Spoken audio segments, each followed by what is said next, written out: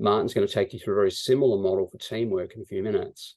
What I want you to be thinking about as you're applying this to yourselves is on any given day, while you're not experiencing a plane heading towards the ground, you are experiencing threats. We all do.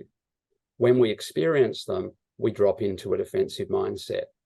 And if you think about yourself as a leader, no matter how good your toolkit is, if you are not able to then move yourself from that defensive into an adaptive mindset, the great risk is you won't be using that toolkit effectively. To use a word that many of my clients use, is you won't be constructive. You won't be clear in your intent and goals. You won't be able to bring your people along as the same way. So that's why when we began to pull this together, one of the most important chapters in the book is on defeating defensive mindset.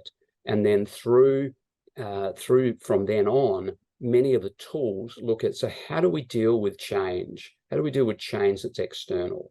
How do we ensure that we're better set up to be in an adaptive mindset? Self-care is a key aspect of that. So maybe just as I wrap this, I'd just ask you to think of three things.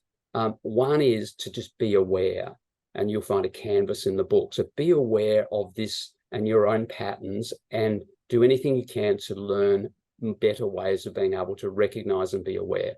The second is to accept. It is entirely natural, and I'm sure Martin will share some stories in the next piece of his experience of battling between the defensive and the adaptive mindset. And then the third part is what we do know from a psychological perspective is the more we're able to take courage and move towards the challenge, the better.